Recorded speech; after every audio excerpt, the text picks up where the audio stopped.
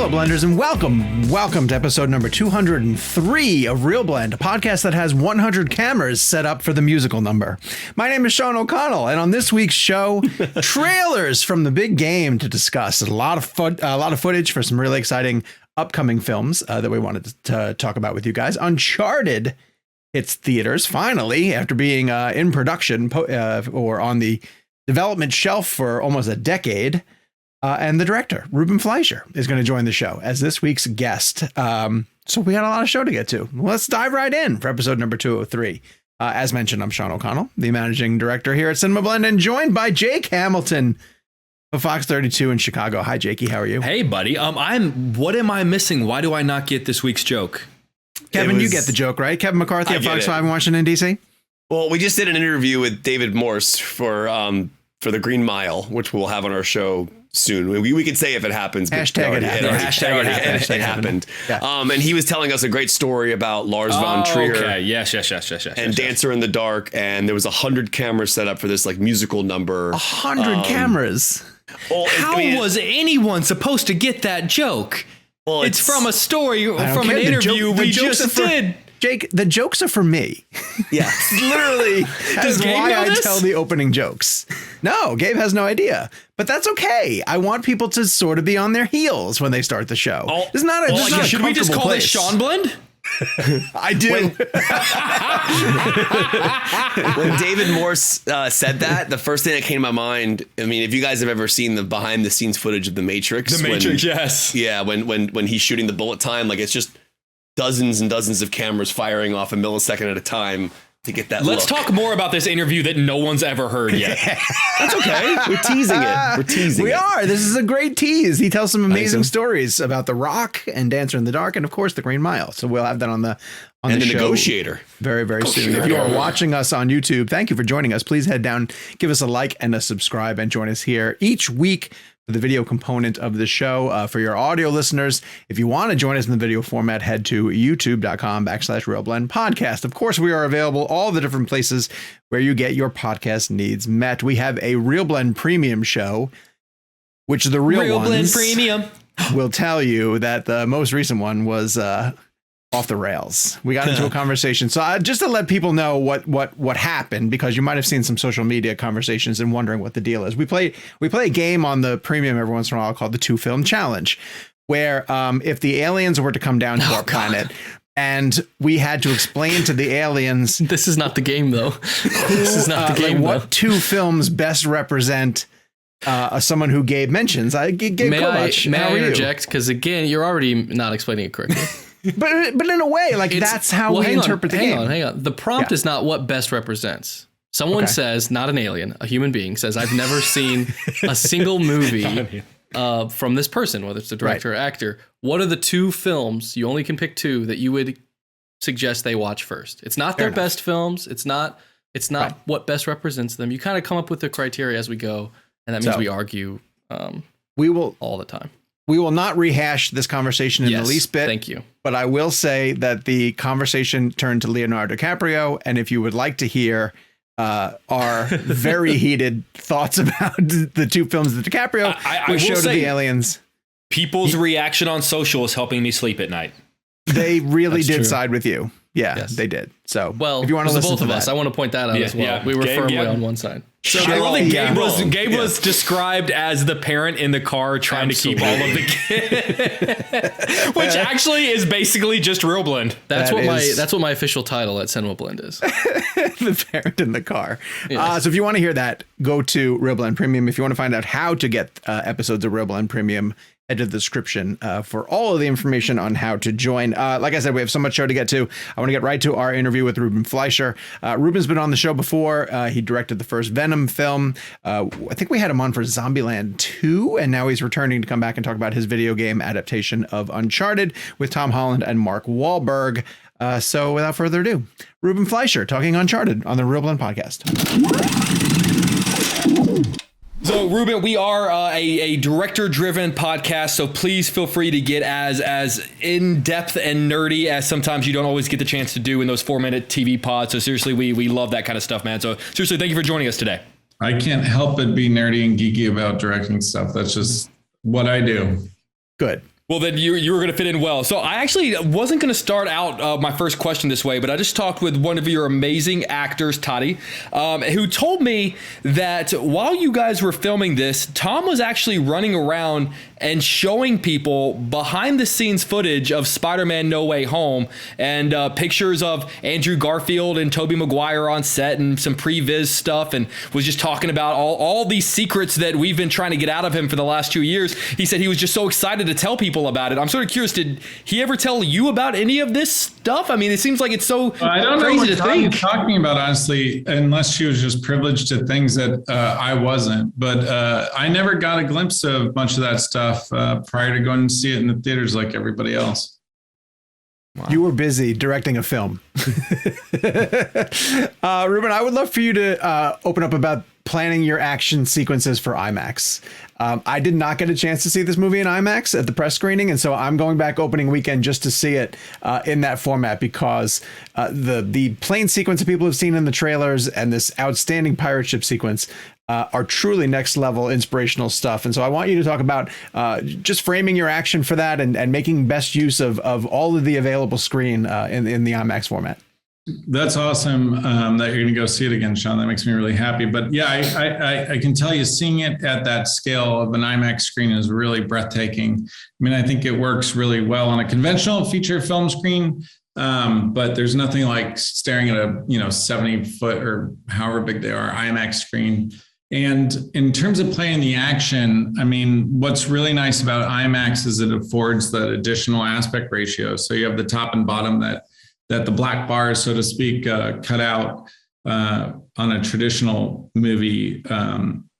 So we wanted the action to be larger than life. It's inspired by a video game. And so I think fans are used to seeing just this death-defying, really breathtaking sequences, and having just more room to play with just allows you that much more opportunity to make it that much more exciting. So we have, I think, 4 or 5 native IMAX sequences where we actually use different lens. We shot the film anamorphically, which allows that narrow aspect ratio. And so whenever we're shooting one of the IMAX intended scenes, we shot spherical, which gives you the top and bottom that you lack otherwise. And there's other, little things like, we don't do a ton of like quick pans or, fast moving camera stuff, because it doesn't play as well on IMAX. It's better to keep it a little bit more static and let the action play within the frame as opposed to moving the frame to feature the action. It really delivers in IMAX. And the other thing is the Atmos sound. I find that IMAX theaters I feel like I'm doing an IMAX commercial now, but it's my fault. I asked. And in one of my favorite parts of making a movie is the final mix, where you get to really spend weeks, every gunshot, every scream, every little sound effect that you can imagine. We spend time just making sure it sounds as great as it can. And then with Atmos, you can literally position it anywhere in the theater. So if you're like, I want to hear the yell kind of fall off from there to there, and you can literally point, and then the mixer can position the sound that way. And then when you see it in the theater, it just makes it that much more exciting to watch. So yeah, I'm excited for you and everyone else to go see it on whatever big screen they can find, whether it's a conventional theater. I'm just happy if somebody sees it in theater, but all the better if it's on a big IMAX screen as well. The opening shot of this film is so cool. Like you just see, like, he's just falling and the ring appears in the frame, and it was just like a really well done and well designed sequence. In terms of practicality, the behind the scenes footage of that entire sequence is insane. Like you literally had Tom flipping on these cargo pieces. He really got hit by half a car essentially. Can you talk about for our audience, because that scene is so incredible. It's almost like a oneer at one point when he's flipping around. It is wild how you pull this thing off. Can you walk us through a bit how you shot that and kind of like what the final product looks like versus kind of how you actually achieved it on set? Yeah, one of my favorite parts of my job is the collaboration that you have with all these incredibly talented and experienced partners. So that is a great combination of practical special effects, stunts, and then visual effects.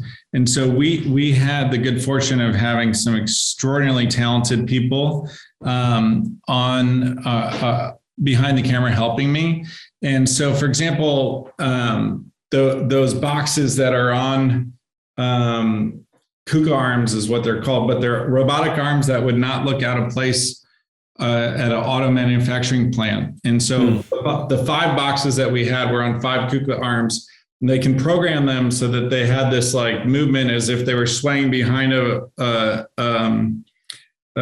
plane. So they're like fishtailing. So that was like the special effects component. They built the robot arms, they put the boxes on them, all that. And then the stunt guys were responsible for the actors and the stuntmen, navigating this obstacle.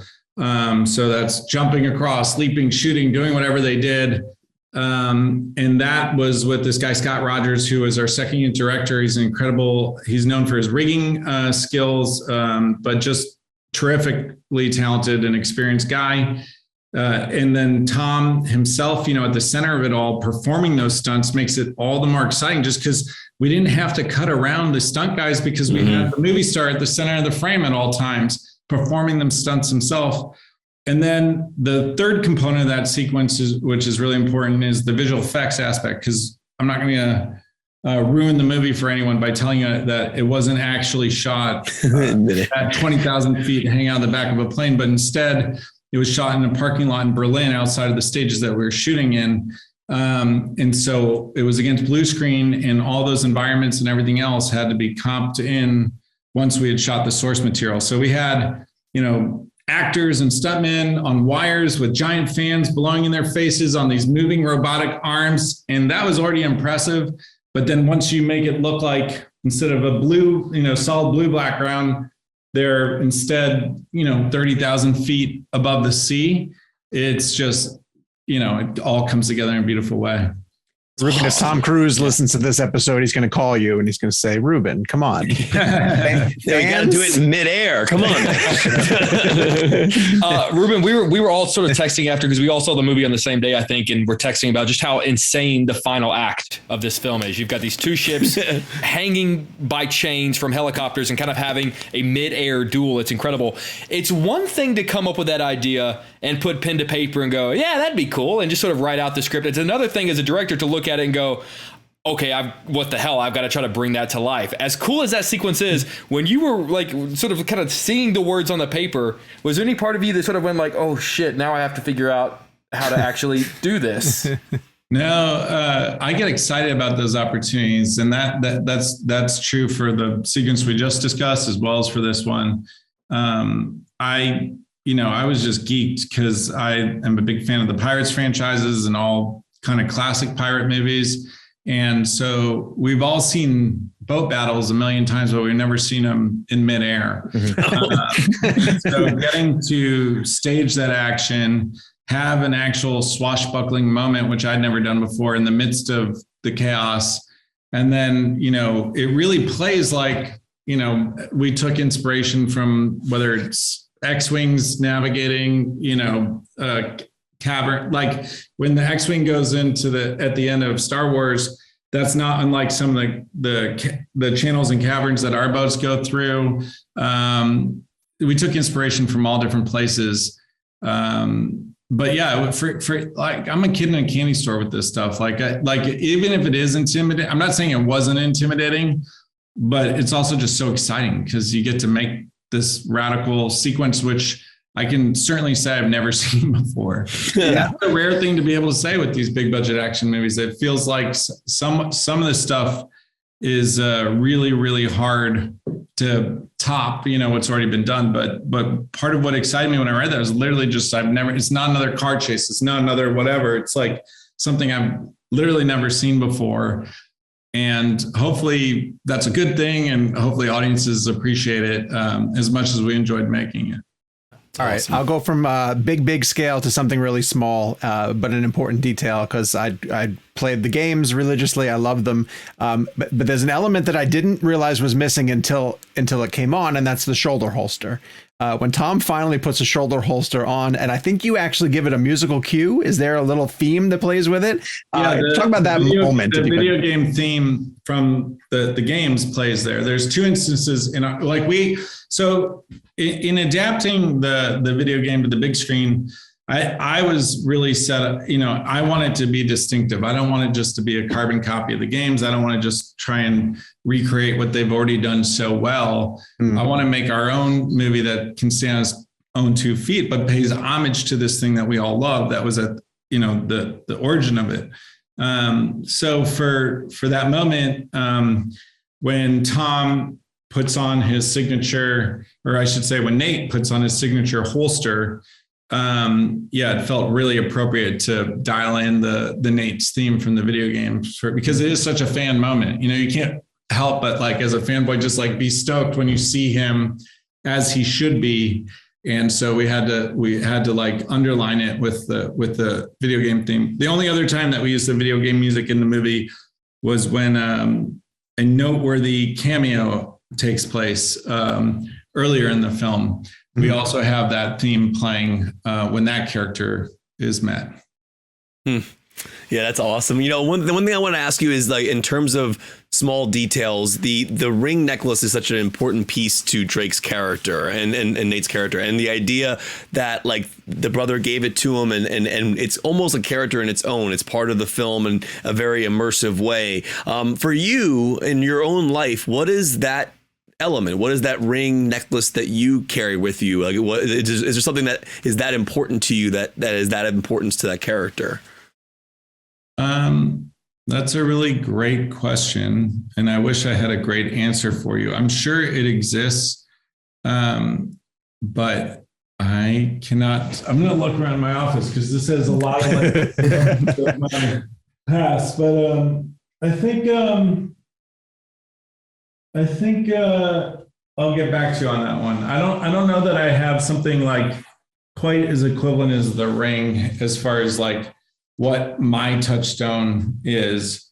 The only thing that, and this is corny and obvious and not a great answer, is the experience of watching Indiana Jones Raiders of the Lost Ark. While it's not a tangible item like a ring, that was truly the movie that set me on this course to one day wanting to become a director. It's, I think, a perfect movie and my favorite movie. And so that was something, that led me on this path to go get to make movies. And certainly when I was approached with this film, it just rang the bell. It was this is what I've been dreaming of my whole life, was to get to make a treasure hunting movie like this. And the great thing is that, or the good and bad thing is that they don't make them anymore. So I felt so privileged that I got to be the one who gets to make this next generation's version of a classic, globe-trotting treasure hunting adventure film. So kind of a cop-out answer, but due to the lack of totems in my office, I think the best I can offer. No, that's awesome. That's a great answer.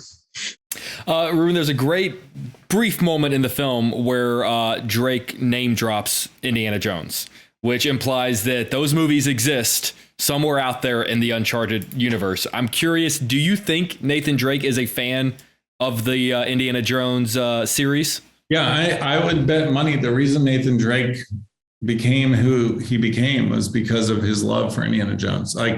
It's so clear that I think the creators of the game have a passion for Raiders and Indy. And so I think Nathan Drake was born for that passion. And I'm sure Nathan Drake has watched Raiders probably even more times than I have.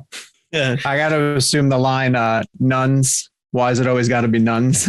It's also a nod to Raiders. There's a couple of nods. Hopefully we didn't do it too much, but it felt irresponsible not to acknowledge the inspiration for what we were doing.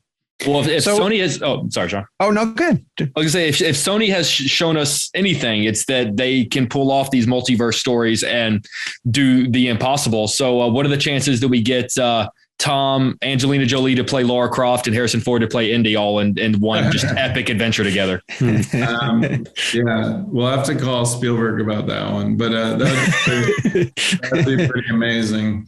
Good suggestion. Yeah. Do you have that number? I was like, we'll wait if you want to do it right now. Ruben, you stepped into this series or this project when it had been through multiple iterations. We've been writing at Cinema Blend Uncharted stories for at least a decade, and they've always had like Mark Wahlberg's name attached to them and various other names. Did you keep any of that stuff, or when you came on board, was it a blank slate that you were able to sort of go in any direction you wanted to with the story? Well, when they approached me to direct this movie, it was well on its way. There was a script that I read that was fantastic. Mark and Tom were already attached to star in it. So there was like a pretty clear path to success, because it was, I mean, you watched the movie that is largely the script that I was sent. You know, I'd certainly added my spin on it, but the root story and the adventure predated me, as well as the casting. So I have other people to thank for that, and attribute whatever success we reap to all of their collective hard work that led us to where we are now. Mm-hmm. Ruben, I want to geek out about Chung-hoon Chung, who's like honestly one of the greatest DPs ever. I mean, the old boy tracking shot.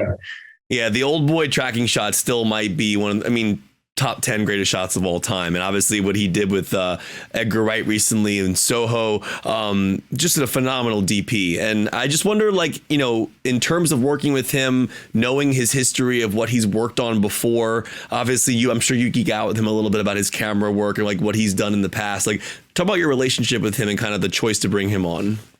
Yeah, Chung-hoon's somebody like yourself, who I've just really just admired and just nerded out on his talent for so long.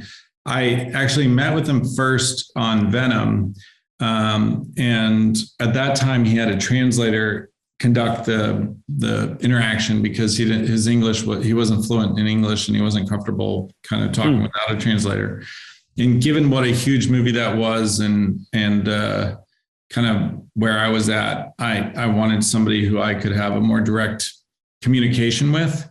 But I was really inspired by, you know, his take on the material and everything else. And so when Zombieland Double Tap came around, I was thrilled to be able to offer him the job as a massive fan of his work. And at that time, he'd done a couple more American movies, and his English improved, and he didn't rely on a translator. And it was a great collaboration. One thing about Chung-hoon that you might not expect is he's literally the world's funniest person. He, I think for a long time, compensated for his lack of English by way of relying on his humor. Like he just is so funny, and he does it. He has like physical comedy too. Like he has a very distinctive run that just watching him run makes you laugh. So he kind of used humor as a tool to compensate for his lack of vocabulary. But, you know, cast like Emma and Woody and everybody just loved him so much. I think that movie looks really great, especially given like the resources that we had. And so based on that, I was thrilled to work with him again on Uncharted. I think it was the biggest movie that he'd done. Yeah. Up to that time. And this is my sixth movie. And up until Chung-hoon, I worked with a different DP every time. But hopefully upon, you know, this experience that we'll just continue to work forever together. As long as he's available, because it's just, we have a true kinship, and he's a master of his craft and has incredible instincts, and is just one of the world's greatest people. I just really love him in a sincere way. Did you geek out with him at all about the old boy tracking shot? Like, how did you do that? Like everything. he has so many like great stories and kernels of wisdom, and he and Park Chan-woo are super close still. Like they talk all the time and are very close. But yeah, there's a funny story which I'm going to butcher, so I don't want to even tell you. But I'll just say that Uncharted, the old boy tracking shot was kind of probably like most great things, an accident. They had to solve for how to perform. I think, as I remember it, they had to figure out how to do that thing with very little time and very little money, and so they just came up with the idea.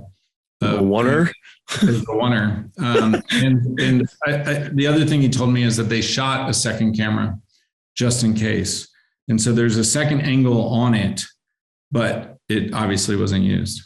Isn't it crazy that we've heard so many stories like that over the years of like sequences that we adore, and then the filmmaker is always just like, "Oh yeah, we just had to solve that, in an afternoon, essentially." Yeah, I don't know if it was. I might have gotten that part wrong, but definitely the second camera thing I know is true. That just to have that get out of jail card, they shot a second camera, but they didn't use it and never wanted to. Man, that's that shot. Oh. Ruben, whenever I have to see a movie for work, and I think it's the same with Kevin and Sean, I always go in pen and paper because I know I have to prepare for interviews. So I want to kind of write down ideas if I'm inspired to write a question down or something.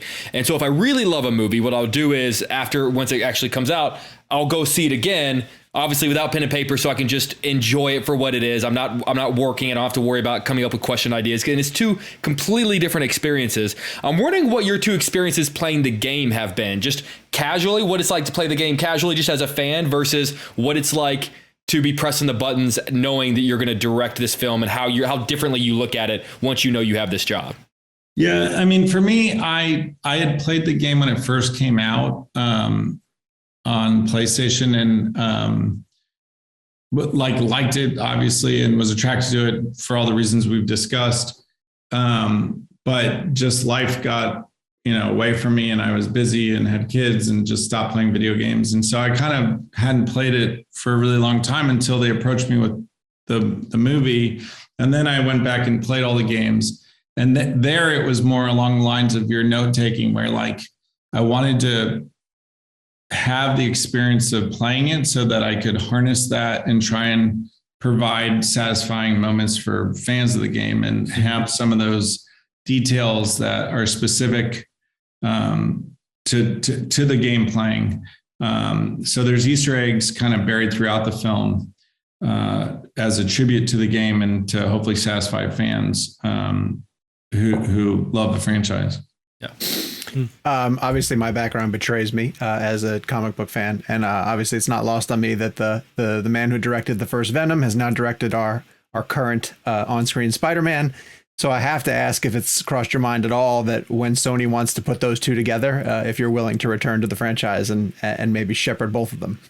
We'll have to see. I mean, it would be honestly a dream come true to have those two worlds converge, and it'll be a formidable battle between those two characters. So yeah, whether or not I direct it, I'll certainly be excited to see it. That would be amazing. Ruben, I want to geek out with you because Zombieland's one of my favorite movies of all time. And the opening shot, that phantom camera that you guys were using, I think it was 1,000 frames a second. And then that Metallica track, it's honestly one of my favorite openings ever. And I wanted to talk to you about the use of that camera that you use. I think it was called a phantom camera, I believe. And can you talk about the 1,000 frames per second, how you shot it, how it operated? I mean, it's one of the greatest openers ever. Yeah, especially for like 2009 technology. I had used the Phantom for a commercial, so I was familiar with it. It used to be when you were shooting conventional film, I think it was called Phototronics or something. It was like they could achieve super, super fast slow-mo, but because it's mechanical and that the film is going through the shutter that fast to achieve, the slow-mo, They were like crazy loud, super expensive because they just chew up the film so quickly to do it.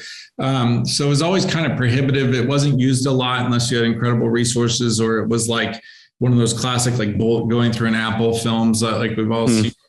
But once they figured out how to do it digitally, it just kind of opened up the doors. And you can check the tape, but I feel like Zombieland might be the first theatrical use of that camera. Oh, God. Oh, wow. Sherlock Holmes, I think, popularized it, but they followed us, as I remember. But, you know, when they do the punches and it ripples. Yeah, it looked awesome there too. But I think they followed us. So I don't know. You can IMDb and see who came out first. But I just was familiar with it because of this commercial I had done and thought it was so rad that like basically anything looks cool in slow-mo.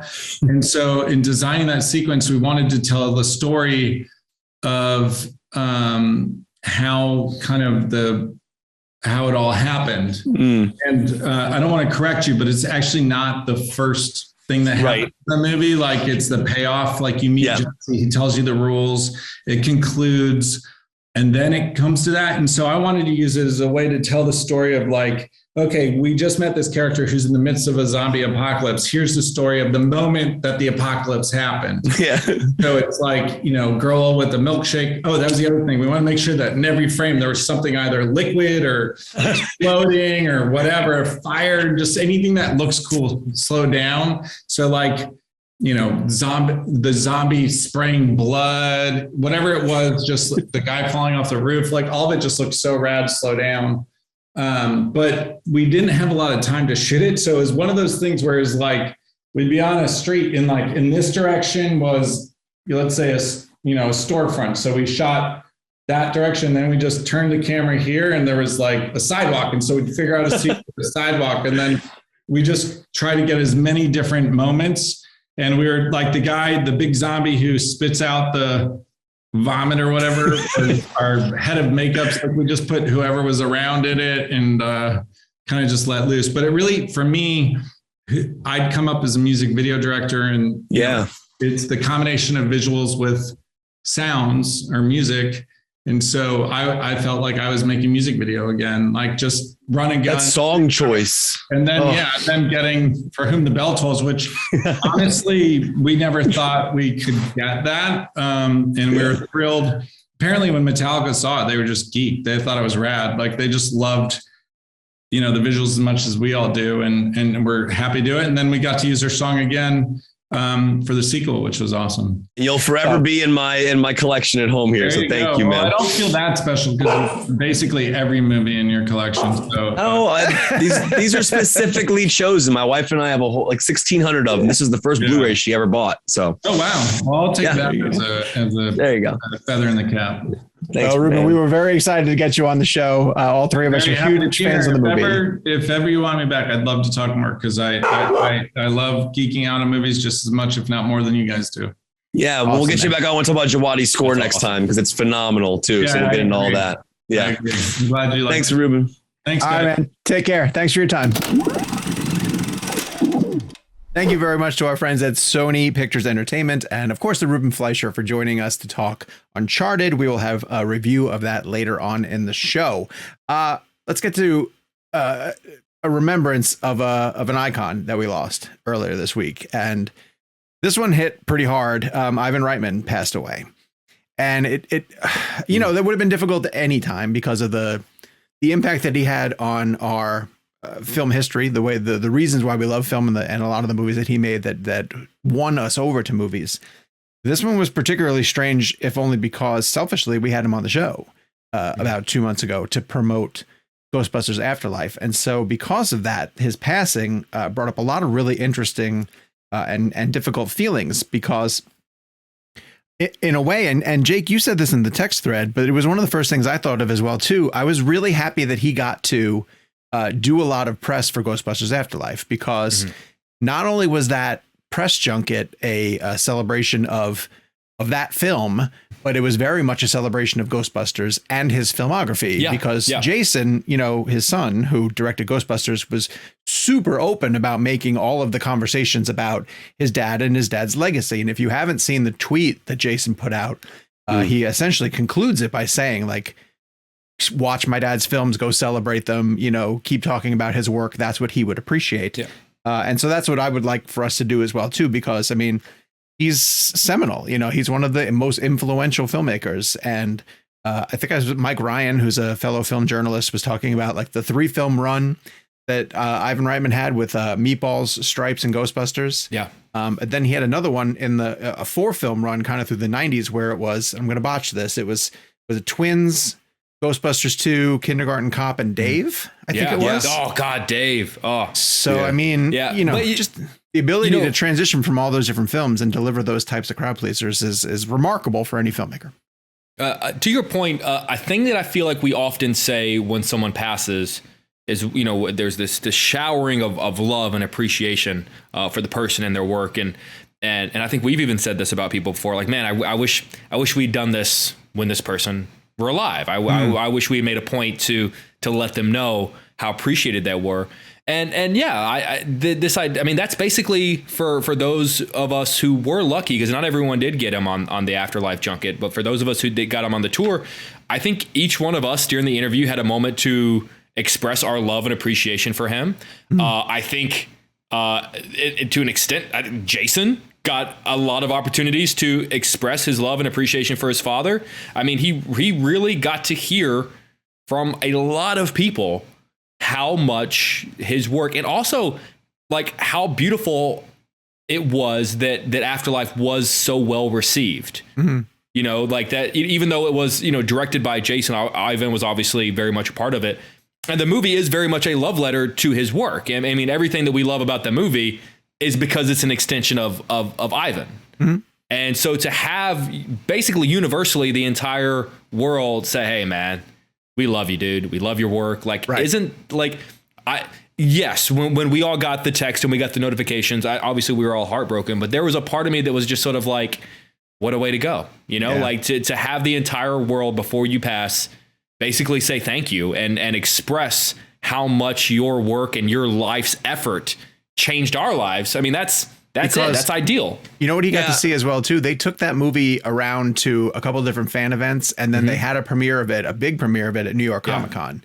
And Ivan was at all of that. So, you know, it wasn't just media folks during a junket weighing in. It was fans. And that's obviously who he's making the movies for. Sure. Yeah. And Ivan being on ReelBlend was a huge deal for a lot of us. I mean, like, you know, growing up, I have photos of my dad and I'm wearing a Proton pack. Yes. And it's like, that Proton pack would not have been on my back if Ivan Reitman had not directed Ghostbusters. You know what I mean? Or in a weird way, he directed a moment between you and your father. I know that sounds weird to say, but like you and your father had this great moment because of Ivan Reitman. Yeah, and like I think what's interesting about Ivan Reitman is I would argue he was underrated. In terms of when people put together lists of like the greatest filmmakers of all time. I felt like Reitman should have been on more lists. And I think when he passed, you started looking at his filmography. I did this the other day with Rob Reiner, who's not passed. But I mean, if you look at the list of films that he's made, also you almost forget how great of a director he is.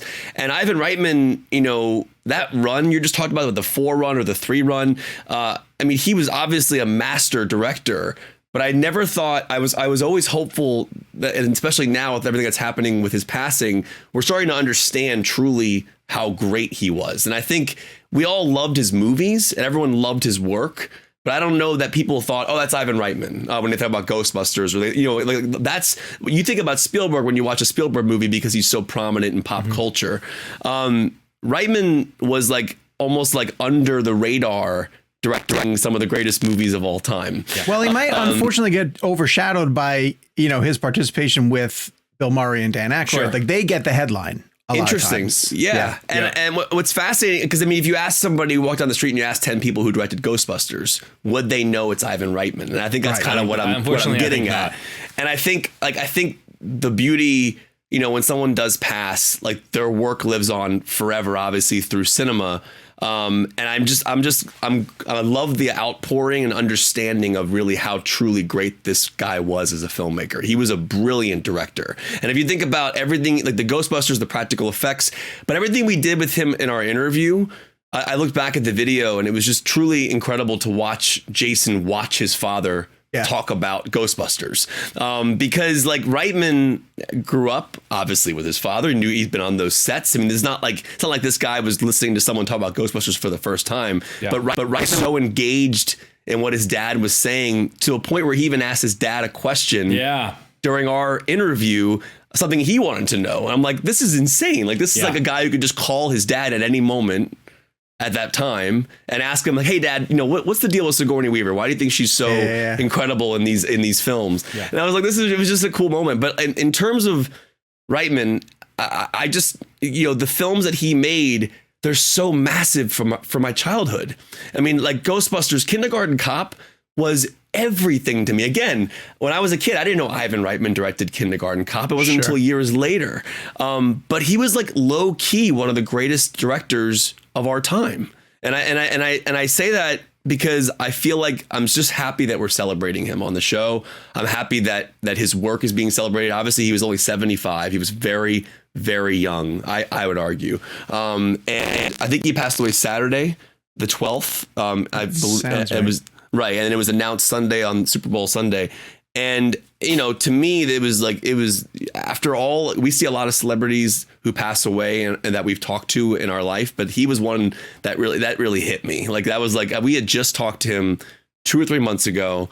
He was engaging. He was incredible. He was remembering all these shots from the first Ghostbusters. He was telling us how they did the egg scene. Oh, Kev, you were an all-star of that interview because you asked 2 of the best questions that we got, which was the first one was the entire saga of him cutting Jason and the family out of that scene, which led to a tremendous interaction between the two of them. And the other one was the egg scene, which you mentioned, and him talking about all the practical effects to make that work. There's a moment during him telling the story of the eggs and the practical effects where Gabe cuts to the wide shot of all of us, and all of our faces, this for the YouTube people, are just like we're just riveted listening to him. And Jason's one of them who's also riveted listening to him.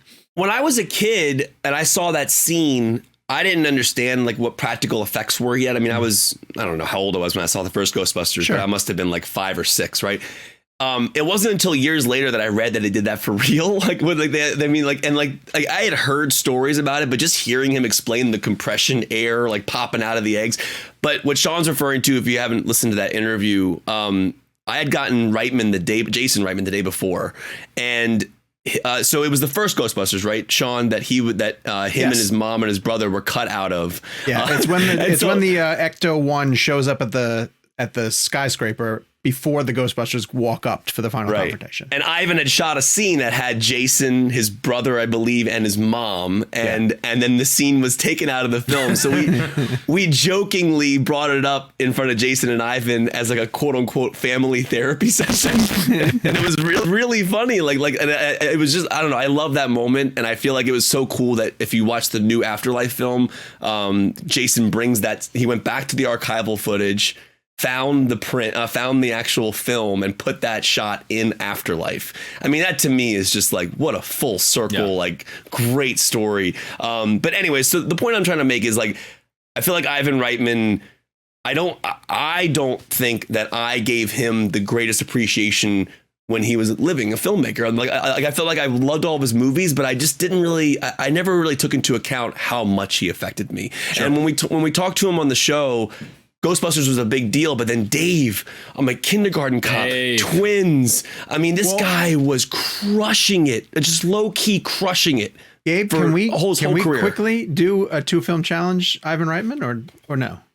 That's a good one. We can quickly, an unofficial one, because we'll probably want to do that on Premium sometime. But off the top, we don't have to agree on. What are your 2? What are your individual 2? To me, Ghostbusters has to be on there. Yeah. And then the debate of the other one, I'd probably go Kindergarten Cop. Kindergarten Cop. Yeah, I'm okay with it. You think those 2? I mean, I think there's a case to be made for Dave because it's so completely the opposite end of the spectrum. Other one I would take. But I'm not gonna Kindergarten Cop is not the hill I'm gonna die on. Also, one thing I want to give Ivan Reitman credit for before we move on is his material was darker than I think people thought. Like Ghostbusters is like a PG movie. Those films had like dark material. They dealt with real themes, real thematics, mature elements. Kindergarten Cop is a really dark movie. That was PG-13. But like at the end of the day, I always felt like even the fantastical side of his stuff always had this like super amazing grounded nature to it. Even Ghostbusters, even, and I don't know. I love him. I love that we had him on. We obviously miss him. And I'm just appreciative that we got to talk to him and that people are talking about his work and his body of work now because he's brilliant. Absolutely. All right. Before we move on with the show, we're going to take a quick break to play some ads and we'll see you on the other side. And we are back. We're going to dive into the footage that was shown at the Super Bowl this past weekend. And yes, I know that it's Friday and a whole week has passed by, but there are trailers that were shown that gave away a lot of really significant things that we wanted to comment on, starting with the very, very expensive and mildly disappointing first look at the Lord of the Rings of Power. And listen, I'm going to take myself out of the conversation to initially, and I'll throw it over to my two Lord of the Rings defenders, starting with you, Jakey. What was your opinion on the first look at the Amazon Prime Video series, the very, very expensive Amazon Prime Video series, Lord of the Rings? I think the thing that concerns me most about it is it's almost the exact problem I had with The Hobbit, is that it doesn't look like they shot as much practically as I was hoping would. I mean, the thing about the original Lord of the Rings trilogy is it's all over New Zealand, baby. I mean, Peter Jackson went to the edges of the earth to shoot beautiful practical locations. Yeah, there you go. And The Hobbit is a rushed, botched CGI blue screen extravaganza. Yeah. And this looks a little bit more like The Hobbit than I would like. Look, I was sold even before a trailer. But I will say that if there's a speedometer on my excitement, if there's a needle moving, the trailer didn't move. It didn't swing it the negative direction, but it definitely didn't move it that much in the positive direction either. Okay. All right. And this is their first look. Like this is the get everyone excited look. Yeah. So yeah. Kev, did it work for you? Well, I got a little worried the day they released that title treatment video where like the behind the scenes of it looked better than the final product. Right. For people who don't know what I'm referring to, like they did this title reveal and they actually poured like molten steel. Which it looked CGI. Yeah. But like it all filled in and showed the title. And then they released this behind the scenes video that showed how it was done. And it looked 1,000 times better than the video I just seen, which was the finalized version. So that was my first red flag. I was like, okay, all right. First of all, you have to understand, I'm a massive Lord of the Rings fan. I actually prefer Lord of the Rings to Star Wars. And that's just my personal preference. I mean, I think that trilogy, that original trilogy of Lord of the Rings is masterful.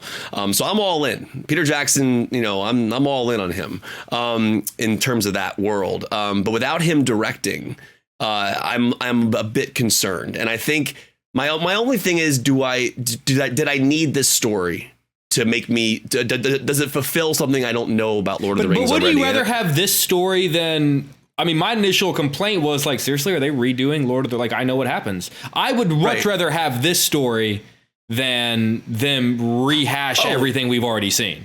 No, I have no problem with like a newer storyline. I mean, but I also don't care about the Game of Thrones prequel stuff. Like, what if it's Better Call Saul? Game of Thrones prequels. I'm just not really that into the whole like Mad King and the House of the Targaryen, like the dragons and all. Like, dude, I feel like that's going to be awesome. Yeah, but they messed up the last season of that show so badly but that I have a bad taste in my mouth. That's D&D. I have a bad taste in my mouth from Game of Thrones. I just do. But in terms of Lord of the Rings, I mean, the footage didn't do anything for me that I wasn't already. I mean, I was already kind of on the fence. The price tag on this is ridiculous. All of our Prime subscriptions are going to go up. Oh, it's. Did you guys read that? Like they're saying that like there is a very real possibility that because of Lord of the Rings. I love Prime. Well, you're about to pay to love it more. I told you guys worry about and Bezos, you have Lord of right? the Rings to thank. I was at the solo premiere for Star Wars, and I saw Bezos in the corner, and I walked up and said, "Just wanted to say I really love Amazon Prime." That's literally what I said to him. I'm not kidding you. But in all honesty, I'm intrigued.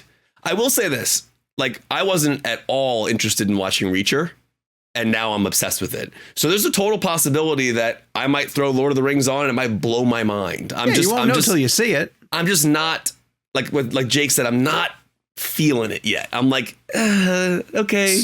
So yeah, I'll watch it. I rewatched it. I rewatched the trailer after, because I watched it during the Super Bowl, and then I went back and and it was it's a weird mix of some really epic, landscape shots, and then they'll cut to like a character, and the character looks like they're in a set, like a very deliberate set. Yes. And then it'll be like waterfall, massive, and then it cuts to that person hanging from the ice, and they look like they're like on a platform, in a studio. So that weird, like they need to figure that out. But that can all be polished out later, and it looks like a ton of new characters, and so maybe you get invested in that world.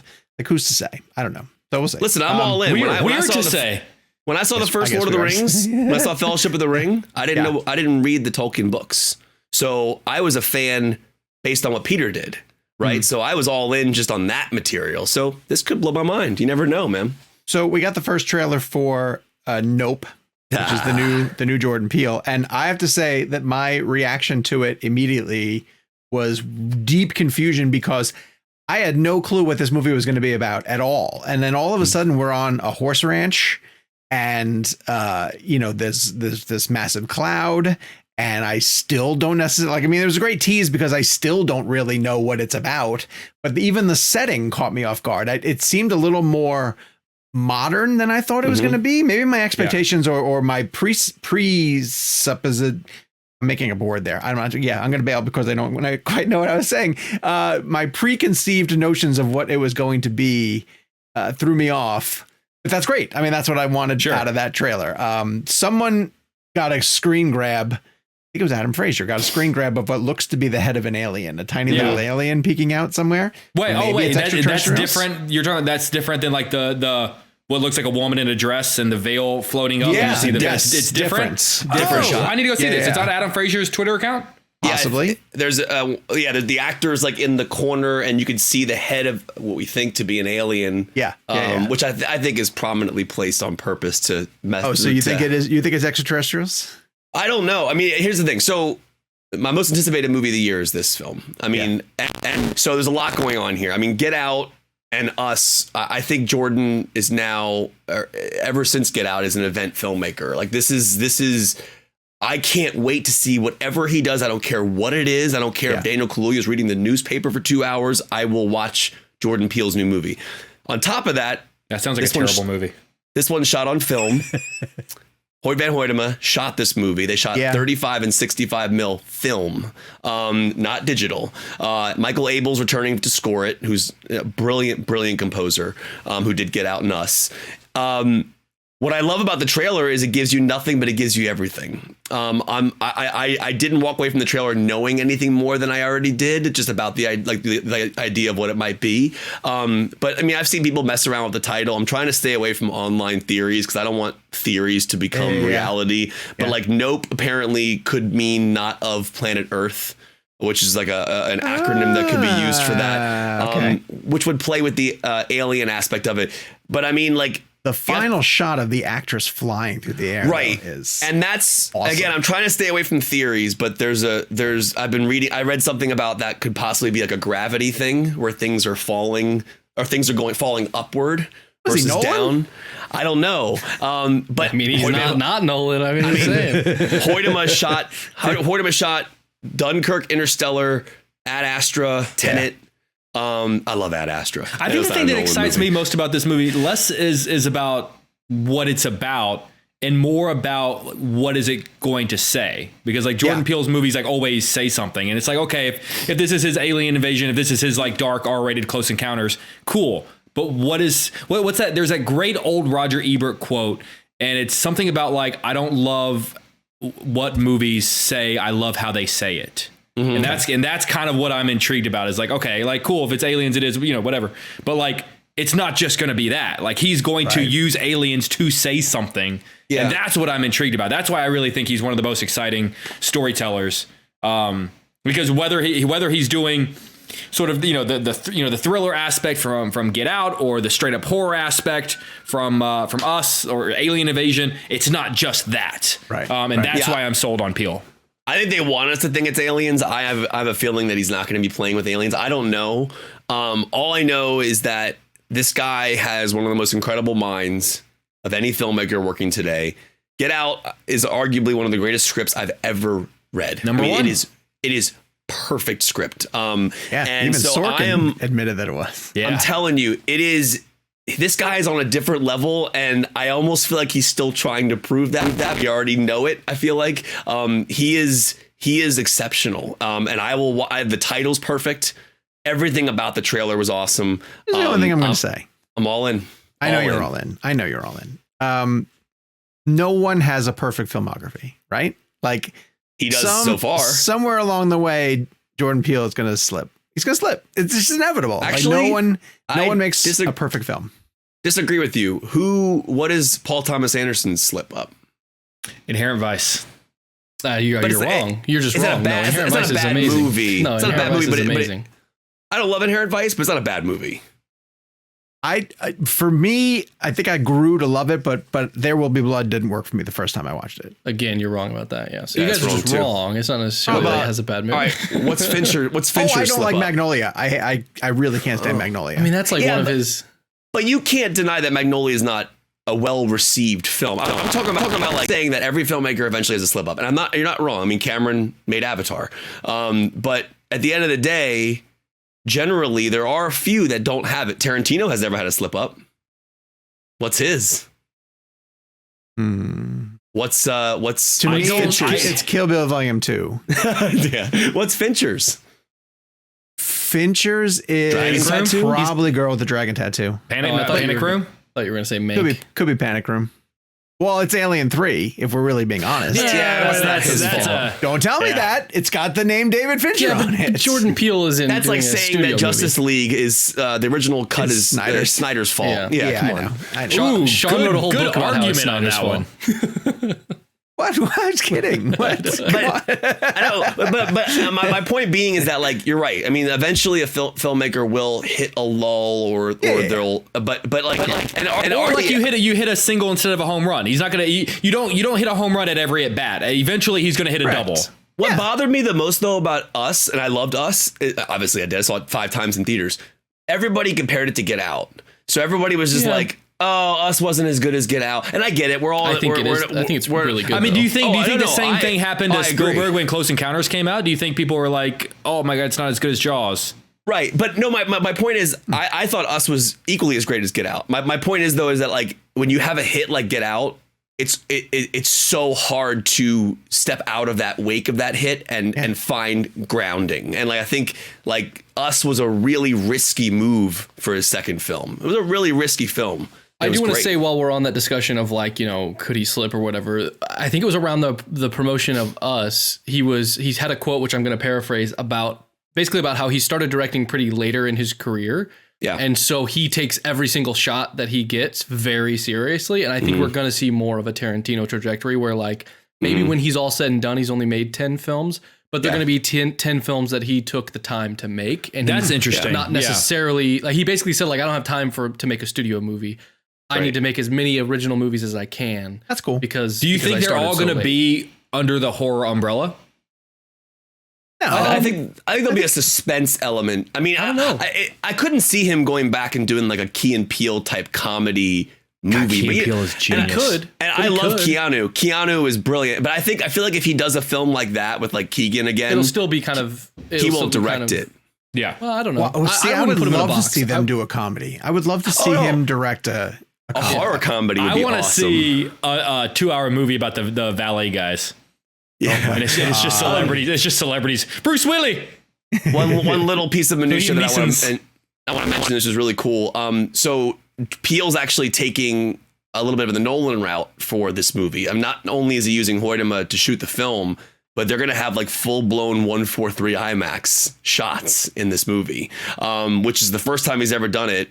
Because I don't think Us or Get Out had any IMAX. This is going to be like a pure filmmaking project. Not that Get Out and Us weren't, but to bring in a DP like Hoytema and shoot IMAX film, this is going to be, I feel like this is like, he has the budget now. He can do what the hell he wants.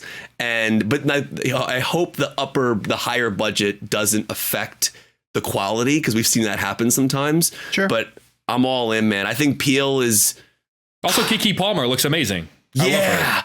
Love Keke Palmer. Also, one thing I love about him, about Jordan, I didn't know that about that visual of the horse. No. I did not know that. I did not know history behind that. I'm assuming that's a real story. I guess. He presents it that way, but I didn't know that. I've seen that image a million times, but. All right, let's move on to the latest from Marvel Studios, coming off of the heels of Spider-Man No Way Home, where Doctor Strange helped him to tear a hole in the multiverse.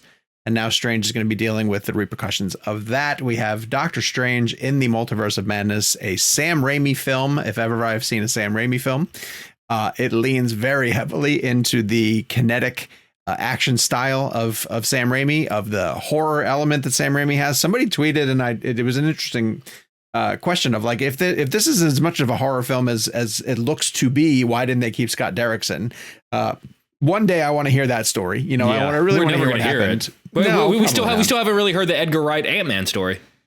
True, very true. Okay, but let me ask you something.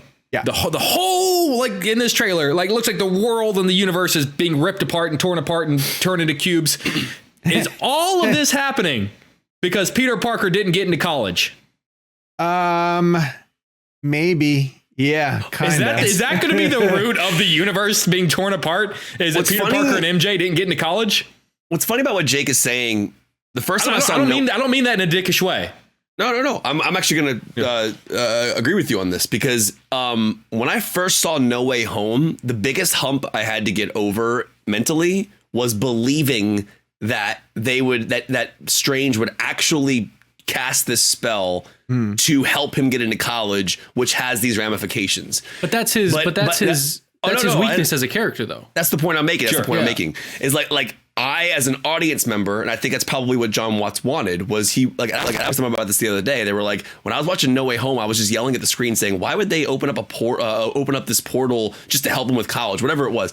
And that is an actual question that I had as an audience member. But as the film progressed and Watts' story progressed, it made perfect sense. Yeah, because it's a Peter Parker concern. It's not a Spider-Man concern. It's also the same reason why that whole situation with him and Aunt May about putting them back where they are, and he wants to help their arcs, right? Yeah. And again, another question, like why is he risking people's lives to help these villains?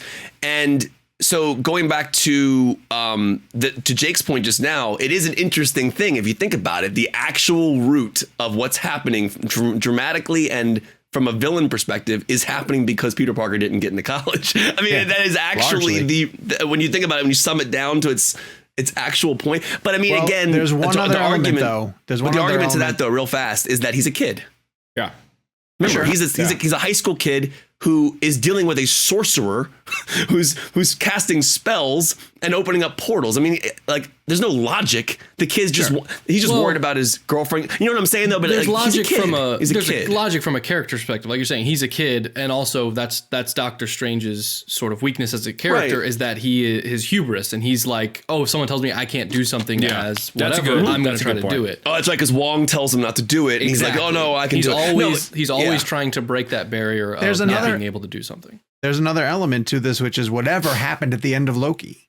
Like, I want to know when that happened. Exactly. See, that's a good point. And how that ties in. So let me ask you this. My problem with the MCU series, and I think I'm not going to dive into this as a long tirade, but what's fascinating about Loki is, and we've had this discussion on the show before, is how much those shows will actually affect story in the MCU movies. Yeah. There's a way they can rely on the audience having seen Loki if that story point comes up again. They're going to have to retcon that. They're going to have to explain it. Like, backup Jimmy will have to come in somehow and and explain to the audience, because at the end of the day, you can't assume people saw Loki. You can't. Right. Jonathan Majors is due to show up in the Ant-Man and the Wasp Quantumania film, so maybe that's when it comes up. Well, can we ask? Oh, now here's the big question everyone's talking about. One, that's absolutely Patrick Stewart, right? That's absolutely Patrick Stewart's voice. Yes, but is it Professor X? Confirm that.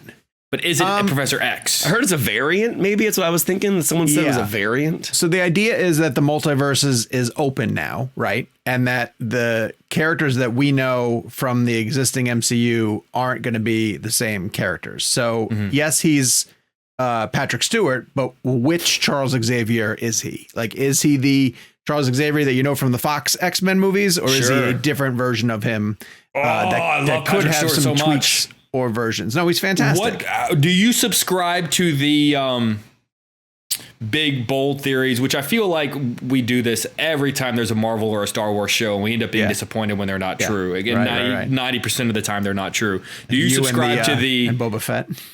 I subscribe to the theory that we were going to get a good finale, and I was wrong. It's a great finale. Do you subscribe to the theory that we're going to get like a John Krasinski Captain America or a Tom Cruise Iron Man? I believe the Tom Cruise Iron Man theory. Do you? I do. I don't believe why. the Krasinski one. The elements that they showed in that trailer suggested the Illuminati, and the Illuminati is this group. I'm ignorant. Tell me what that means. Okay. So the group that was bringing Strange in after he got handcuffed and the robots were leading him in. Yes. They were bringing him before a board that looks to be the Illuminati, because in the comics, and this is going to get super geeky, but in the comics, there is a secret group called the Illuminati that is formed by Charles Xavier, Reed Richards, Tony Stark, Namor, and Black Bolt. And they're all members of other teams, but they get together to say, when there's a massive, massive problem, we're going to get together separately and figure out how we're going to solve it, kind of thing. And they don't do everything. Oh, and Doctor Strange is a member of the Illuminati as well, too. So that was the board that was kind of sitting in front of them, and Xavier was going to be one of them. Now, I've heard rumors that the Illuminati in this MCU and the interpretation of MCU is going to be different and not use all those exact same characters. But I have heard that Reed Richards is part of it, suggesting that the MCU already has cast, part of its Fantastic Four, and that they are going to have it. Do you think it's Krasinski? No, I don't think it's Krasinski. I think that's too much fan casting. That feels like we're going down a rabbit hole of Star Wars theories, but I don't think that's going to be the case. A question on that point, though. Couldn't they they don't have to commit to anything, right? Because anything in this could be a variant that's not correct MCU. Yeah. So I understand why they're saying like it could be Krasinski, because there's been so much fan casting. But I wouldn't be surprised if it was Yoan Grofeld who played him in the earlier Fox ones. That'd be kind of cool. Yeah. Or I wouldn't be surprised if it's like some people are saying Chris Evans might show up as a Human Torch. I was saying, that would be kind of okay. I would love that. Could you imagine? Think that's too much. That'd be huge. And so Tony Stark, when you get to the Tony Stark variant, yes, the one in the MCU is dead, but there could be plenty who exist in other universes. Yeah. And Tom Cruise famously almost got the part before Robert Downey Jr. did, and so they would use Tom Cruise. Is that the only way they could get Tom Cruise in the MCU? Is just a one-off variant? I think so. That'll pop I think so too. Wait, so theoretically, you think Tom Cruise is in Doctor Strange too? As Iron Man. There's that shot of a character that either looks like Captain Marvel, who they're glowing and they're flying at Wanda, and some people have said that is either Monica Rambeau from WandaVision as a Captain Marvel, or that it's Tom Cruise in a Tony Stark suit that's called the Superior Iron Man, where he has a different variant suit and it's silver instead of the orange, and the creator of that character, whose name is Tom Taylor, tweeted something where he said, I don't have any connections and I don't know anything that's happening, but I'm just going to let you guys know that when we created this character, we designed the suit so that it would glow orange and red when he was angry. And he posted a picture of that screen grab from the trailer. Wow. So could it be Tom Cruise? Maybe. But the thing is, awesome. I think if they showed Patrick Stewart in this trailer, then that means to me that they have 10 other mind-blowing things that they're hiding. Right, exactly. And they felt like, all right, we'll give you Patrick Stewart. I gotta say though, I now that you've pitched this idea, I want to see Doctor Strange's reaction when he sees Chris Evans as the Human Torch. Like Yeah. when he sees Chris Evans walking out, and that actually has the potential to be an emotional moment. Like he thinks it's Steve Rogers, and he's basically like, "I'm not Steve Rogers. What are you talking about?" Or like, even that could just be a another great Tony moment. Stark. What about another Tony Stark? Yeah. Right? Because he gave him the whole. There'd be a great moment where he was like, "Oh, like you're still an asshole." Like Tom Cruise as Tony Stark says something snarky, and he's like, "Oh, even in another universe, you're still an asshole." Yes. And if you go back and watch the trailer, there are like 5 different Stranges that we've seen that show up. Zombie Strange. Now I want to see this movie, even though it's probably not even the real movie, but I want to see this one.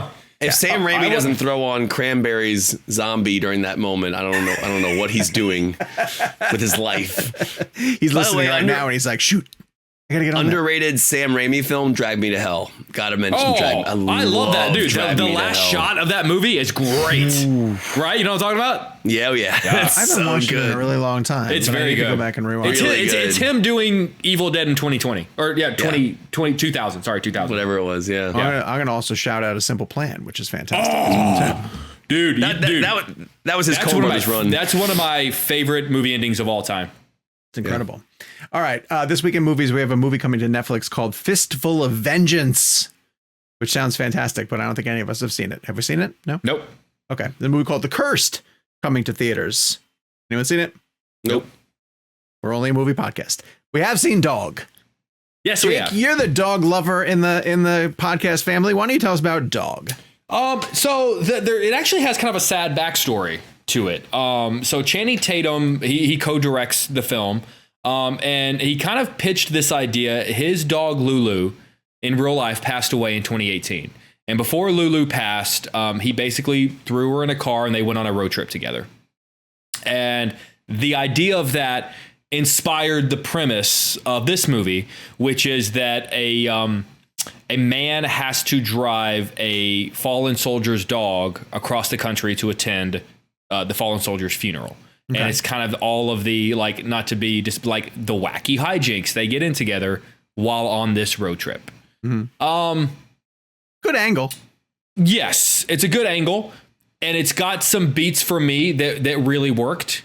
And then it's got some beats for me that were massive misfires. I mean, the thing with a road trip movie is it's basically, road trip movies are collections of moments, right? Mm-hmm.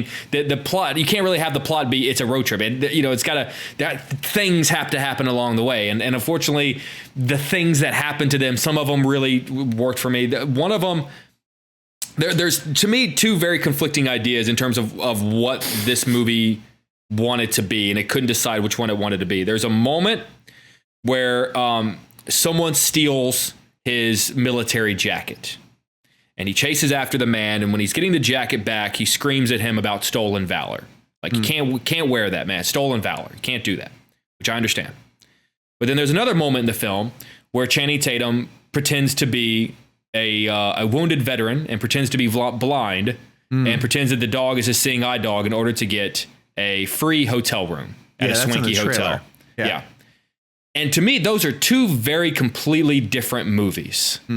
Like, you're telling me this man is angry that someone stole his jacket and is going to scream stolen valor, but this is the same man that's willing to pretend to be a wounded soldier and blind in order to get a free hotel. Like, the fact that it's like this same man made these 2 very wildly drastic decisions. And so it just felt like they came up with this idea, which is a good, strong idea, and then didn't know what to do on the road trip and just kind of came up and just scattered some moments. And the moments don't all agree with each other. They don't all seem fluid, that they were decisions made by the same person, if that makes any sense whatsoever. No, I completely agree. It's the same exact way I viewed the film. I was like, oh, like the character choices made no sense. And it was like, and I get want to try different ways to be dramatic and different ways to create tension and elements like that. But at the end of the day, I was taken out of the movie so much going, wait a second, why is he doing this? Like the blind moment really bothered me. Yeah, me too.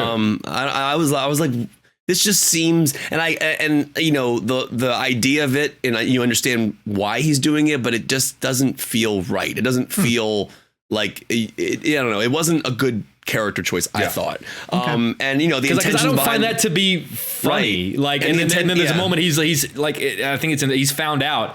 And then all of a sudden he's like, "Oh, I can see," and I'm like, "I know that's being played for a laugh, but that's not funny." It wasn't funny. But and the scene. Here's the thing: at the end of the day, you could ask Channing and read about that moment. They might have a completely different intention about what they were trying to do with that scene. But as an audience member, I found that whole sequence to be completely out of place. Everything that he did along the way.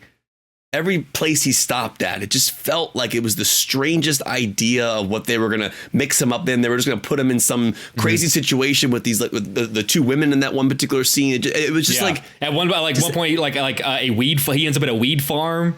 Yeah, I mean, it was almost gets killed at the weed farm, but then becomes friends with the weed grower, and it's a strange collection of ideas. Wacky. Yeah, it's just it would have been a much heavier and different film. But there's part of me that just sort of went, even though I would have known what would have, like the original story of Channing with his dog. Yeah. Like, I know I only have a couple of weeks left, so let's go on a road trip. That to me would have been a better movie. That's called Finch. Don't give me gold on Finch. Are we going to have Reed on the show? Yes. Well, I want to mention that earlier this week, on Wednesday, a bonus episode of ReelBlend dropped, and it had Reed Carolyn, who is the co-director and a longtime collaborator with Channing Tatum. So go back and listen to that. He's got some really great insights into the movie and into the marketing of the movie and filming in COVID and working with Channing, and some stuff about their Gambit script that they are still hoping to one day get off the ground. Ooh. And so go back and seek that out. It's a bonus episode on ReelBlend. Let's get into Uncharted, the biggest movie that's opening this week. Tom Holland stepping into the role of Nathan Drake in an adaptation of a very, very popular comic book movie and directed by Ruben Fleischer. I'm going to talk about the one thing that I couldn't get over in this movie, and then I'll get on to the things that worked really, really well. I don't like that they didn't cast Nathan Drake at his age in the movie, and that they went younger. And I understand the decision, and you get a longer shelf life out of a franchise if you start with a younger actor. And there are definitely moments later in the Uncharted video game series, like earn a shelf life before you worry. Like maybe just cast the role as it's meant to be cast, which they tried to do for years. Like Mark Wahlberg would have made sense as Nathan Drake. And when he was going to be Nathan Drake, he actually said like his Sully was either going to be like Robert De Niro, or there was one other name that was in consideration for it. And there is a moment later in the game when you do play some adventures, but it's like Uncharted 3 or 4, I forget which one, where you do play as like teenage Nathan, and you have to go, running through different towns and solving some more. Is it 2? All right. But by that point, you've established who Nate is, and you're invested into that story. And so when you play him as a younger person, it's a side detour, but it still makes a little bit of sense. This would be akin to instead of starting with Harrison Ford as Indiana Jones, if you started with River Phoenix and tried to launch the Indiana Jones franchise. And I think Tom Holland does fine, but he's not Nathan Drake to me. Like that's just not the character that I thought of when I wanted to see this film or this movie video game get adapted into a movie format. That being said, the situations that the characters get put in are very much Uncharted. The treasure seeking stuff and the puzzles to solve are fun. And the second half and third half, the set pieces that happen in those are truly spectacular. Like they've hinted at both of them in the trailers. One involves them falling from the airplane, and it involves all the different crates and fighting with the people inside and outside of the plane. And that is really, really well done. And I think it's truly harrowing, and you're kind of on the edge of your seat. And then there's a bit with two pirate ships that are being carried by helicopters, and they are largely practical. There's a lot of practical sets that they are swinging around on and jumping through, and all of that works really well. So I guess it's okay that the movie is one of those films to me that starts slow but then ramps up to two really exciting acts, because I'd rather that than a movie that sort of peaks early and then tails off. But just know going into it that if you are a diehard fan of the games, it's not quite your Nathan Drake, not just yet. But the action to me was worthy. And I actually would say if you are going to go see it, that you'd go see it in IMAX, because those action set pieces kind of warrant the extra ticket. So I don't know where you guys felt on it. Kev, what'd you think of it? I mean, I was personally super surprised how much I enjoyed it. Now, cool. is it? It's basically National Treasure, but not as good. As I would put it. And then with Indiana Jones obviously mixed into it. To me, it was the action set pieces that I thought were awesome. That whole sequence on the plane with the when he gets hit by the car, which is in the trailer, and the cartons and everything. That was an amazing sequence. The third act has an amazing action sequence. I enjoyed Holland and Wahlberg together, that they were fun. But, you know, did I walk away with anything new? Did it push boundaries? Did it change, you know, that genre for me? Not really at all. I mean, I didn't play the game, so I think a lot of people who played the game, they're going to have a certain mindset going into this where they expect it to be a certain way or whatever it is, and that's going to be a different viewing experience from somebody who had never played the game and just sat down in the theater just to watch the film, just to see what it was. I mean, I was entertained. Was I blown away? No. Would I go out on a Saturday night and spend $20 to see it in theaters? Probably not. I'd probably go to like a matinee, spend a little cheaper. You know, it's a good, you know, solid matinee action film. It's definitely worth seeing in a theater because of the sound and the picture, and the action sequences are fantastic and the score is great. But I don't know that I would spend full IMAX pricing to go to that movie. I mean, it just did what it was supposed to do. It had some good action. Holland was great. He leads the film well. I know it doesn't sound like a ringing endorsement. Super impressive. But you got to give him credit for all the. I mean, like a lot of that action he's doing for real. It's really cool. To me, that was kind of like the reason why I liked it, was the action, having the star in those moments. So it works. It works for me. I didn't love it, but it worked for me. The knock on Tom Holland to me, and I like Tom Holland a lot, is that he's very polished. He's just a very polished actor, you know? So when you have him play the rough and tumble treasure seeker, he doesn't wear it as well as, you know, Harrison Ford did with that everyman sort of personality. So Jacob, you had fun with it as well too, though. I would say the first two acts, like I sort of had this attitude of like, yeah, I enjoy this. This is a lesser version of movies I've seen before, but I still enjoy it. Like, you know, it is what it is. I mean, we made comparisons to Raiders and to National Treasure, and you're right. It's not as good as either of those, but it's good. It's fine. Yeah. The last act, once you hit the moment that you see in the trailer with the plane, is where it kind of all snapped into gear for me, where I was like, okay, now I'm into this. The ridiculous, where it almost sort of remembers that it's an Uncharted movie. Yeah. And that's when I sort of went like, okay, like I loved the whole thing with the plane. I loved the pirate ships being carried by helicopters and they're fighting each other between the pirate ships. I loved the insane ridiculousness of that. Everything. So for me, this is I know like 3.5 out of 5 isn't a very sexy rating, but like a very happy, enthusiastic 3.5 out of 5. That's exactly what I gave it on Cinema Blend. So 3.5. I mean, it's right in the middle. It's fun, you know, but like, again, as we are seeing, as people try to, you know, people are leaving their houses less and less these days to go to films. You know, you're sending people to a theater to see a film, and you want them to have an amazing night. Uncharted will deliver entertainment for sure. It's not like, at the end of the day, I think Jackass is better for your money. I think Scream's better for your money. I think, you know, but Uncharted's fun. It's the only real big release before Batman. So I think the gamers are going to go out to see it. They'll be curious to see how it plays. What do you think it opens to this weekend? Oh, that's a good question. Yeah, I did want to do that actually. I see. I don't think it. I'm saying 30. I was going to say 25. I'm saying 30. 30. Yeah. I want to say Tom Holland has a fan base, but his non-Spider-Man movies haven't done anything. So I don't know. Well, but I mean, what non-Spider-Man movies is really? I mean, Cherry was streaming. The Devil movie was streaming. So I mean, is this his first real non-Spider-Man test? Oh, Chaos Walking. Jake, what'd you say? 25? Yeah, I was gonna say 25. Sean said 30. I said 30. I'm gonna go. Split the difference, like 27.5. 27.5. 25 and $1. I don't know. Scream did 30. I think this will do. Yeah, but I feel like more people were asking me about Scream than are asking me about Uncharted. I think gamers are gonna. I think Sean's right. Gamers are gonna go. I'm gonna go 40. Ooh. All right. Okay, what's the number? What does it need to make for Sony to be happy? They'll be happy with 30. Okay. They would be happy with that. They would be happy with number 1.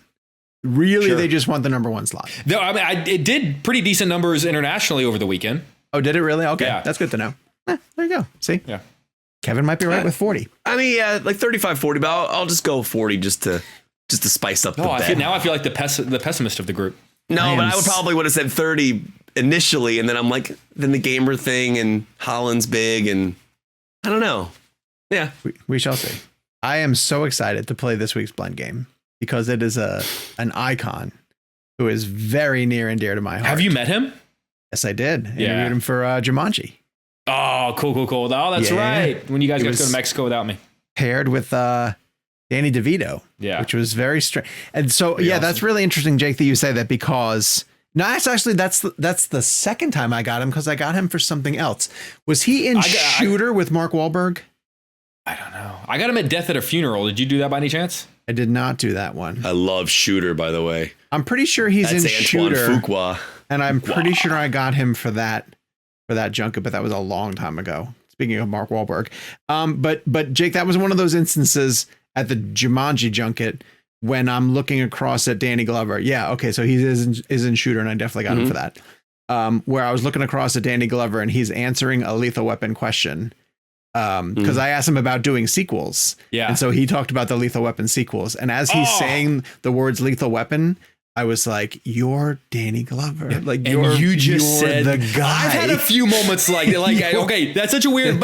People will never understand this unless you experience it. It's one thing to interview someone from a thing that you're obsessed with, but when you hear them say it, like when I heard Harrison Ford say something about Han Solo, and I know, I'm like, you're saying those words in front of me. Yeah, I know. Because what Jake forgets is under his breath, he says, "I love you," and he's waiting for Harrison Ford to say that. As they're pulling me from the room, I said, "I love you." I texted my mom today. I said, "I love you." She wrote me back, "I know." Period. I'm like, I was like, so funny. Yes, I don't for the win. Think she knew what she was doing. That makes it even better. That makes it even better. I was like, "Mom," I was like, "Are you quoting Empire?"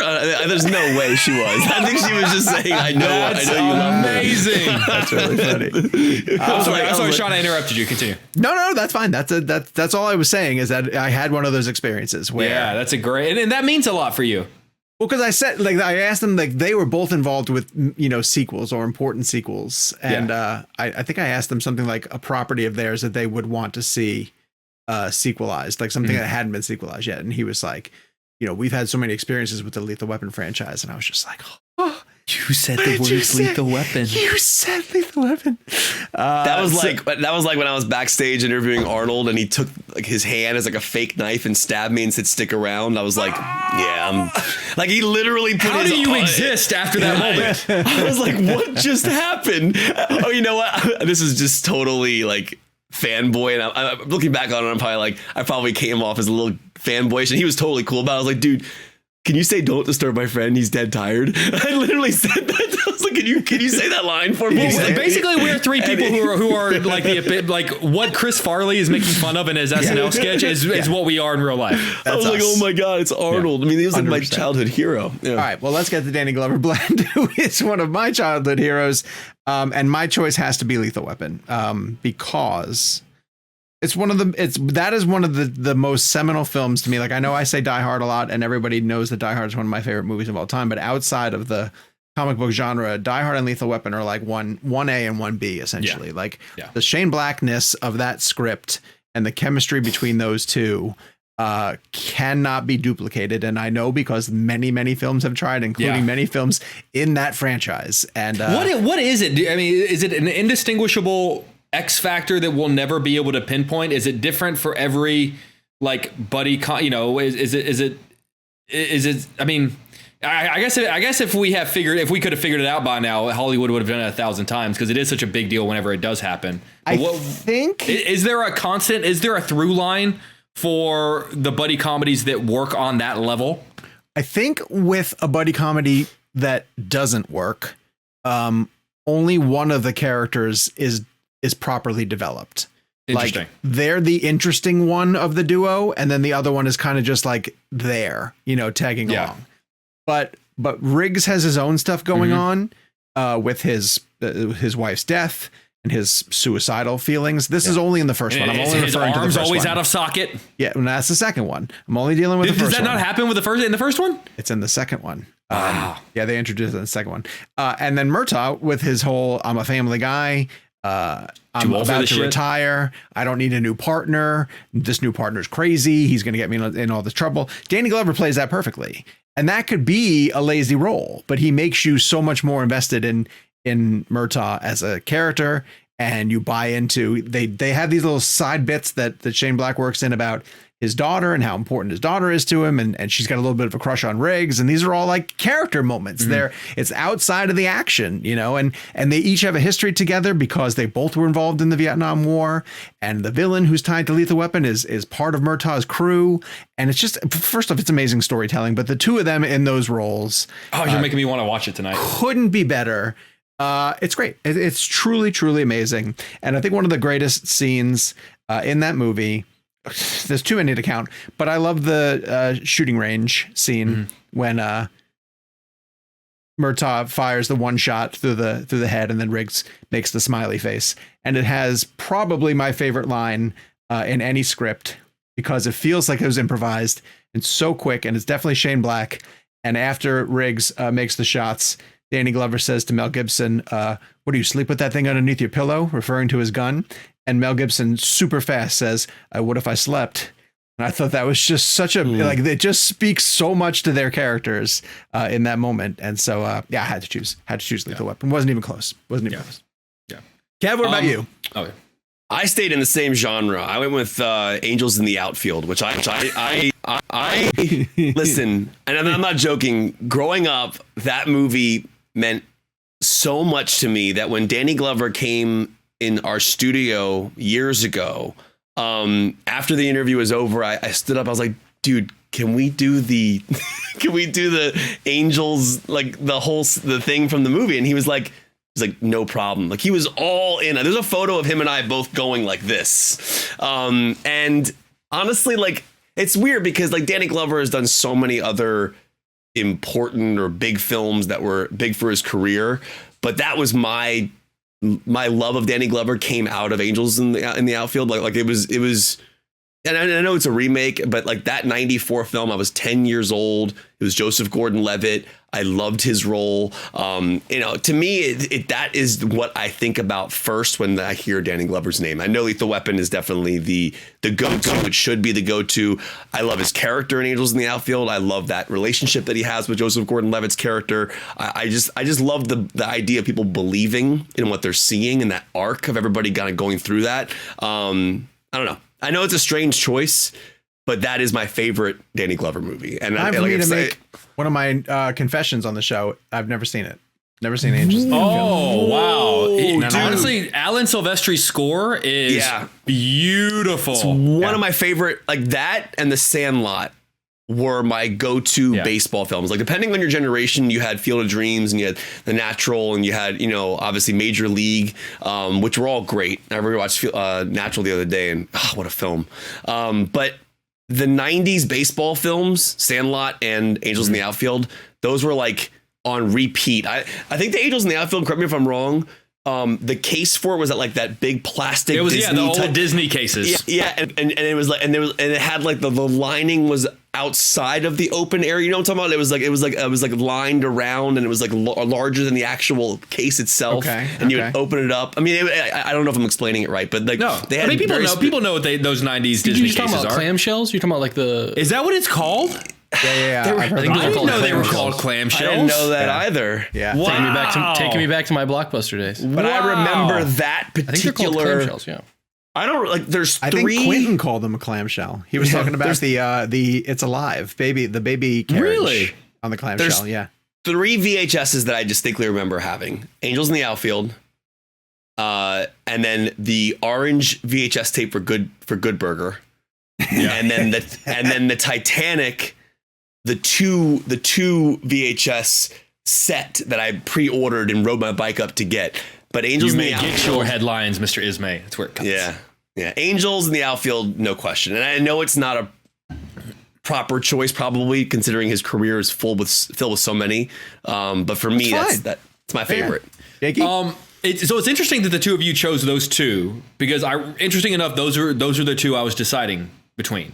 And this is one of those weird situations, and we've had this talk as to how we should pick with this game, because Angels in the Outfield is probably my favorite movie that he's in. Mm-hmm. But the reason I ended up choosing Lethal Weapon is because I think he has more to do with why the movie is great. Okay. I think with Angels in the Outfield, it's this big ensemble piece, and it's such a great story, and he is a great part of it. Big part, but he's a big part. Yeah. But I just think that he is better and contributes more and has more of an impact on the quality of the film in Lethal Weapon. Sure. And so I mean, so both of your picks are incredible, and I'm sure I'll wake up in the middle of the night and say, oh, I should have gone with Angels in the Outfield. And Sean, there's absolutely no way I can top what you said and how you said it. Right. But I mean, yeah, it's that's one of those, we've got into the heated debate last week about whether or not you could replace Leo and Titanic and have it be the same film. Right. You cannot replace Danny Glover or Mel Gibson in Lethal Weapon and have it be the same film. They're irreplaceable. And that's why it was strange following Sean, because like Sean gave this incredibly. But I'm glad you said everything you just said, because you're absolutely right. And especially, and again, this is favorite. The reason people like this game is because it's about, and so you and I are from that generation that grew up. Like we used to think it was funny in high school going to baseball games and doing, honestly, the wings. Sean, if you get the chance, watch this movie. Oh, it's honestly, it's really great. But it's falls really in that, great. dude. Like, there's definitely that 90s time frame where I was in like late high school, starting college kind of thing, and I just didn't watch everything. So Tony Danza. Sean, Tony Danza, his story breaks my heart. Matthew McConaughey is also in the Lloyd. film. Christopher Lloyd. Christopher Lloyd. Angels in the Outfield is it's one of my favorite movies ever. I mean, like Jake makes a good point though. It's like, but I mean, honestly, Glover is a really big role in that movie. I love that whole storyline, but you got to see it. He's kind of like the coach that's checked out and just doesn't really care anymore. And and then he's sort of given reason to believe again. Tony Danza's arc in that movie is Danza is so good. When he goes to the mound. All right, come on. Before we get to audience picks, I want to tell a really quick Lethal Weapon story. He gets it. My friend Paul Talbot, who was one of my closest friends growing up, I knew him ever since elementary school, kindergarten. And he's the one who was obsessed with movies and would go to movies with me all the time when we were younger, growing up. And we were enamored with the Lethal Weapon franchise. We saw 1 and 2 together. I think we saw all 3. And then I was working for the school, Catholic University. When I graduated, I was in the admissions counselor's office, and I was trying to get Paul a job there. By this point, he was living in New York, and he graduated college, but didn't really know what he was going to do next. And I said, dude, come on down here. I'm going to get you a job at my school. And, it'll at least it's a way to get on your feet, and you can kind of do your thing. So he was in town, and he was had a job interview the next day. So we were out at Michelle's family's house for a barbecue. And Michelle and I were at this point dating, not even engaged. And Paul came with me, and we were in her family's pool, and we were talking about movies, which we always did. And then this was the time that Lethal Weapon 4 was out in theaters. And that's my favorite one, by the way. I know that's your favorite one. Don't crush me, but Jet Li is so freaking awesome. So I had seen it. I'd seen it already, but Paul hadn't seen it. And he said to me, he's like, oh yeah, God, I just haven't seen it yet. And I was like, what do you mean you haven't seen it yet? And he was like, no, I just did. I haven't gotten a chance to see it. There's so much going on. And I was like, we're going tonight. And I went over to the newspaper, and I looked up in the Washington Post, like where it was playing. And this was in the middle of a barbecue that Michelle's family was throwing. And then I turned to Michelle and I said, Michelle, we got to go see Lethal Weapon 4. And I swear to God, this is without doubt one of the reasons when I realized that I was going to eventually marry her.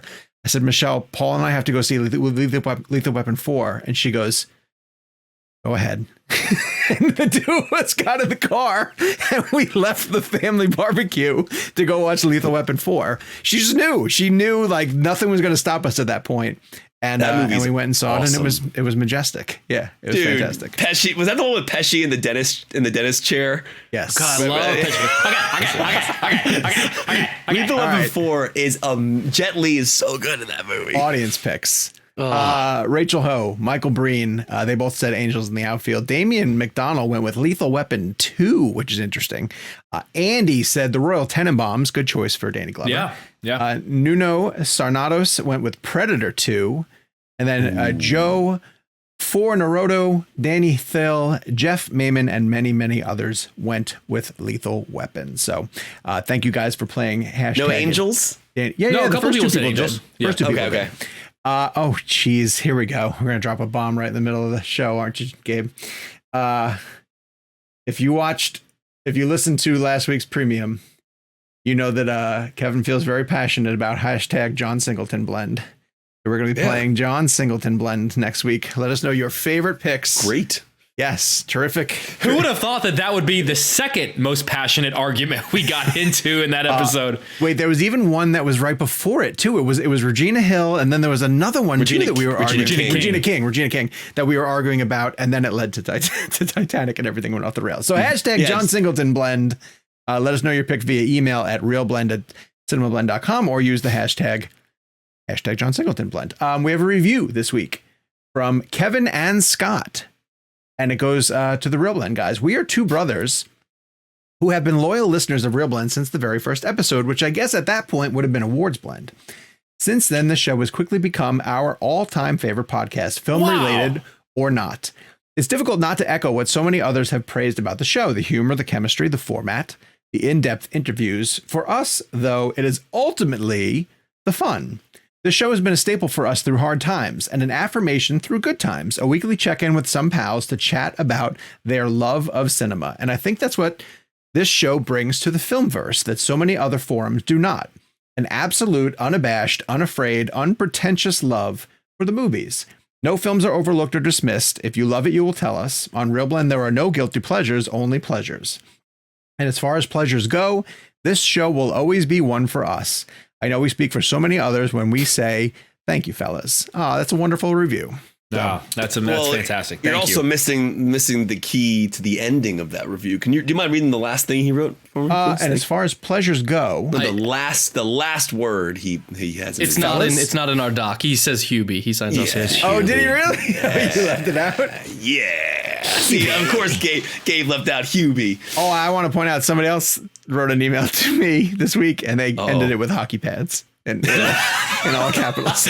Hockey pads. That's our new one. That's some new strange one. reason that is This catching show's on. gotten weird. Our next premium episode is going to be the IMDb game, so make sure you are tuning in to listen to that if you want to get access to that and all the ReelBlend previous episodes of ReelBlend Premium. Go to bit.ly/ReelBlend Premium. In the meantime, follow us on social media at Jake's Takes, at Kevin McCarthy TV, at Sean_O'Connell, at Gabe Kovach, and at ReelBlend is where you'll find the show. We will be back next week with a full-on episode and more premium episodes as well. And a bonus episode with David Morse. And a bonus episode talking about the Green Mile with And David that 100 Morse. camera reference, so you'll get that. And his we talked about The Rock and Michael Bay and Dancer in the Dark. Great conversation. We'll be back next week with all that stuff. So until then, Hockey pads. I'm not wearing any hockey pads. God, it sounds I'm not wearing any hockey pads. Gabe, do something about this.